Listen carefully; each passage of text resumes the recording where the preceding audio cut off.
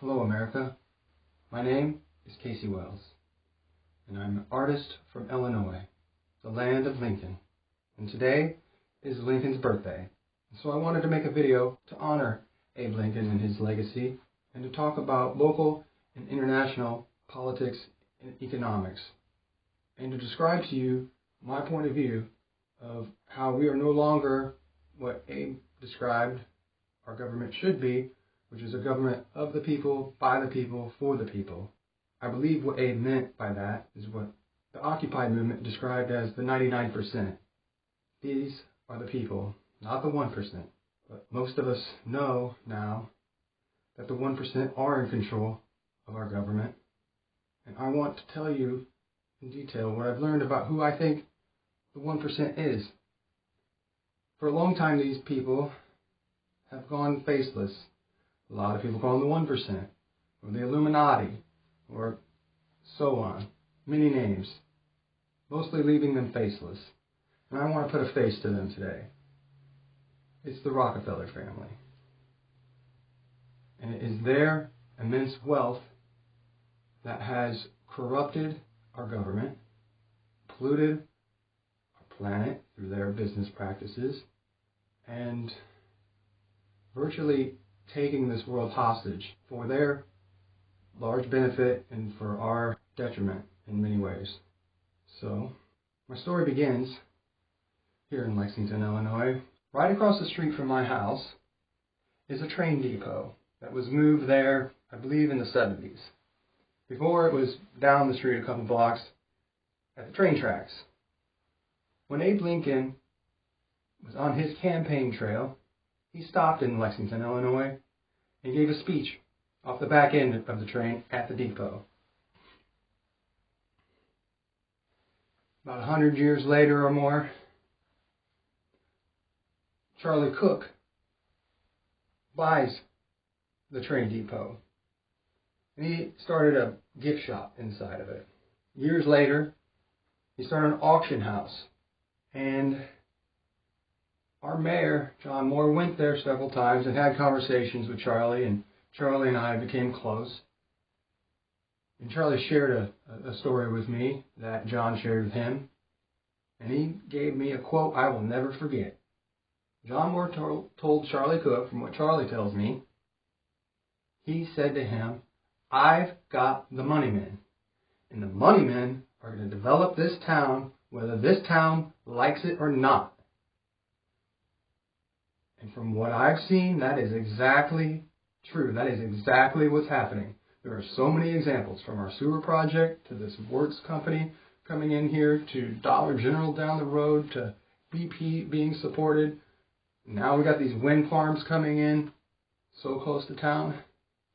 I'm not really against wind. I'm just against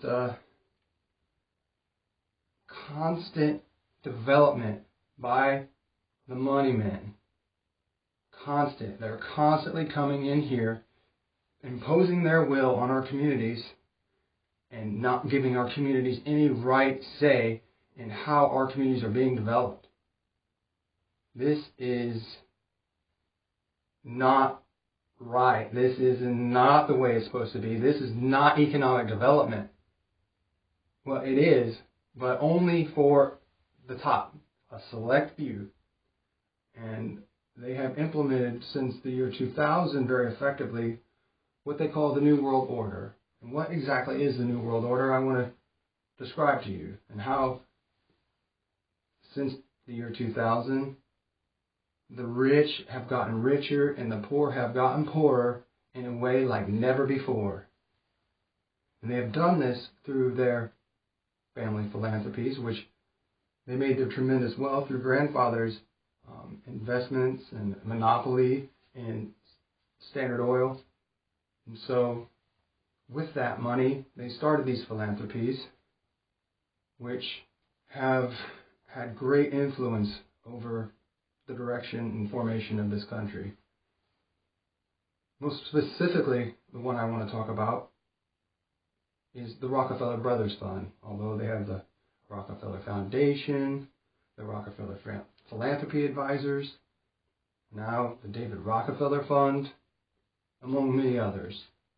But those are the four that I see are the most damaging to our democracy. Again, most specifically, the Rockefeller Brothers Fund. And let me describe to you what the Rockefeller Brothers Fund tagline is. It was founded in 1940 and put together by the 5 Rockefeller brothers. And David Rockefeller had been the head of it for many years, but he passed away last year. But the purpose of the Rockefeller Brothers Fund was to define the major problems and opportunities facing the U.S. and to clarify national purposes and objectives and to develop principles which could serve as the basis for future national policy. Basically saying they're going to use their money to control, infiltrate, and basically to control our government. Now in my community, our local Economic Development Council was formed in 2004. At that time, I was working at University Galleries at Illinois State University, and I remember these men coming to town and overhearing our curators at University Galleries discussing their influence and power, and it was all very scary sounding. They had this allure that, the money men are here and they're going to tell us how things are going. They're going to give them a new gallery, which is at the train station, and now Uptown Normal. It used to be called Downtown Normal. Then after I left ISU in 2009, I decided to use my artistic abilities to attempt to create data visualizations that would help people better understand and see exactly what's going on with these economic development institutions. So in 2008, my local mayor, John Moore, began his connection with our local Economic Development Council, and they sent him to Washington, D.C. that year to gain earmarks to help implement our city sewer system here in Lexington.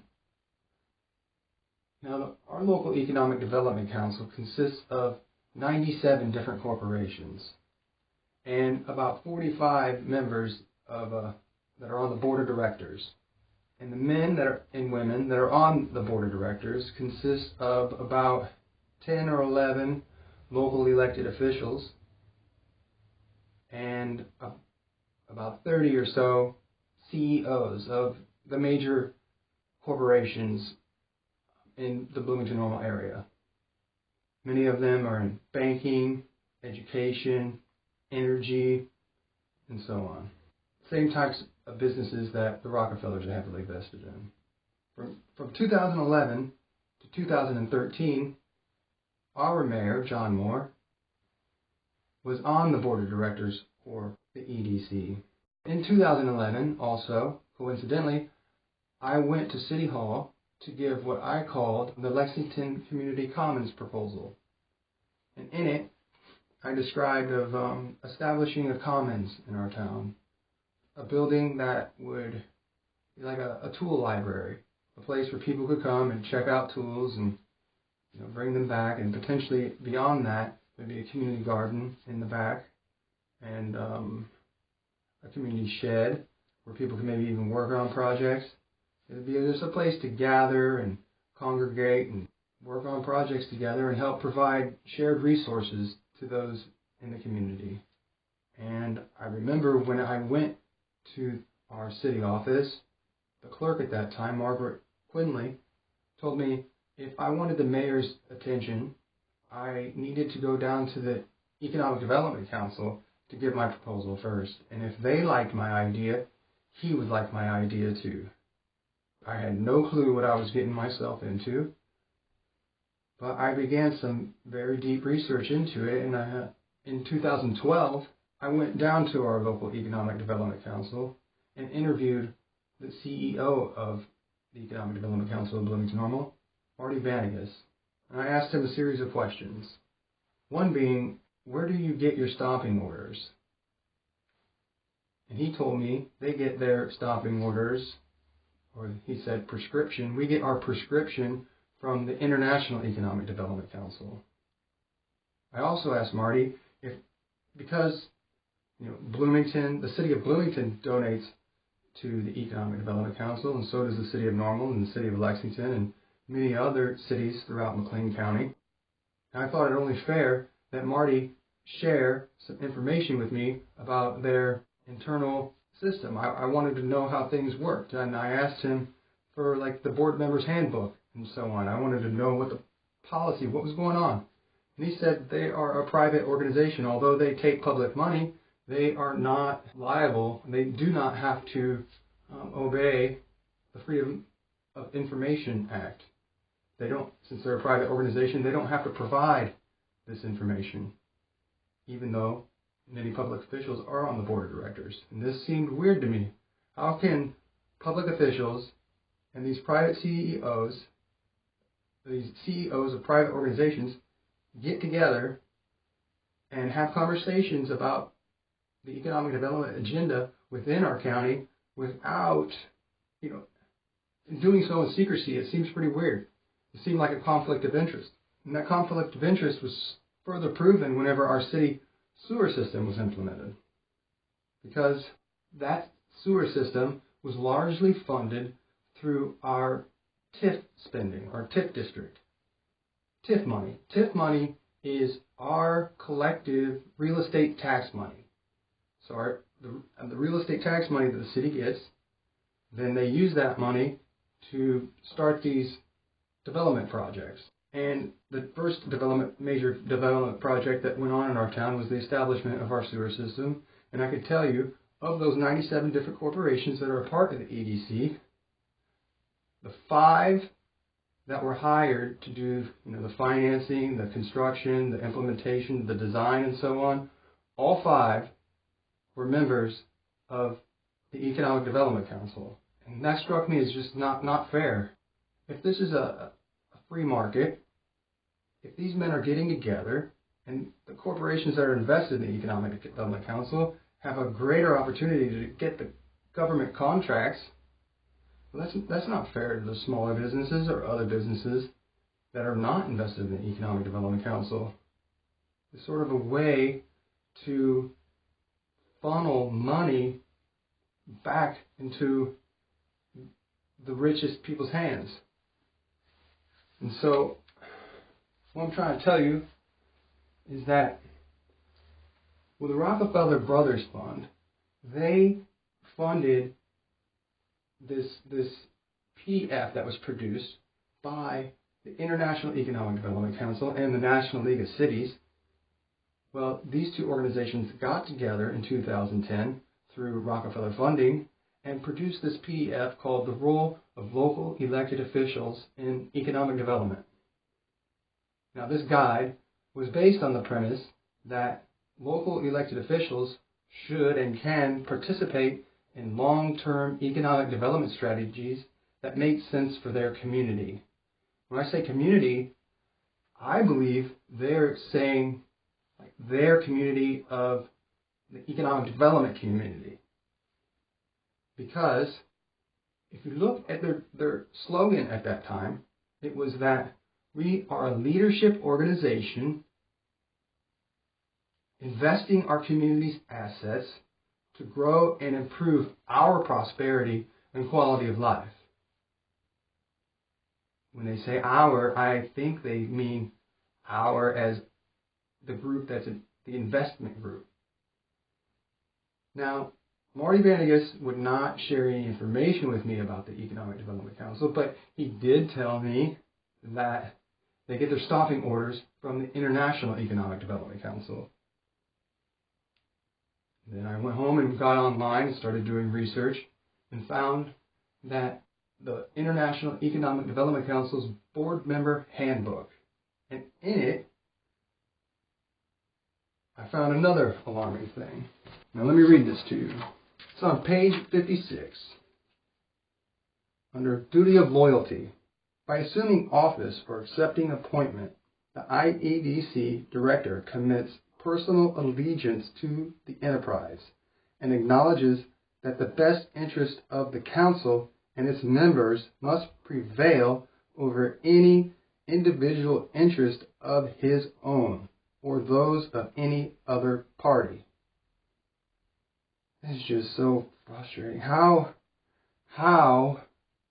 could now if that's the duty of loyalty agreement that the IEDC directors make by becoming a board member, and they are the organization that gives my local economic development council and all the other economic development councils or commissions or corporations or partnerships, whatever they call them in your area, they have different names for them.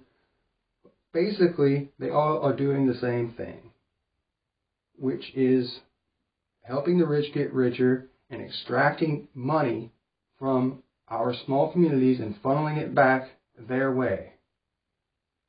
And so they have these agendas put together that are just mind-blowing. And these agendas do not take in consideration any of the ideas or beliefs or wants of our local community.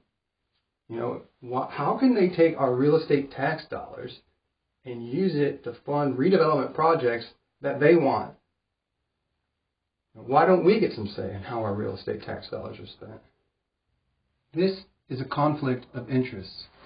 Public officials cannot serve the public and private interests at the same time. If they have a duty of loyalty to private interests, how can they possibly serve the public interests fairly? This is unfair. This is unconstitutional. This is undemocratic. This is Now, I don't even agree with capitalism, but this isn't even fair capitalism. This isn't a free market. This is not right. It's just not right. Our local EDC is like a miniature version of the Council on Foreign Relations, which David Rockefeller was the honorary chairman of before he passed away last spring in 2017. Before he passed away, he was not only the honorary chairman of the Council on Foreign Relations, he was also the founder and honorary chairman of the Council of the Americas, America Society, the Trilateral Commission. He was also the one and only member of the member advisory group for the Bilderberg meetings. Now, this has gone on for a long time, but as far as I went back on my serious research from the Clinton administration to the Bush administration to the Obama administration, now the Trump administration, our top elected officials from the Secretary of State, the Secretary of the Treasury, the Secretary of Defense, Secretaries of Commerce, and other top cabinet positions. Now, if David Rockefeller was the honorary chairman of all these private organizations, and these public officials were also serving David's private organizations at the same time, what I'm trying to tell you is, who do you think they're really serving? They have a duty of loyalty to serve these private organizations over any other interest. And that is what I'm saying. No wonder we are in the situation we are right now. No wonder it feels like our government's not working for us, because they're not. They're working for the money men. And it's got to stop. It's got to be reeled in. All public officials should be off of these private councils. This is not honest. This is wrong. This is a blasphemy to our democracy. This is like hijacking. This is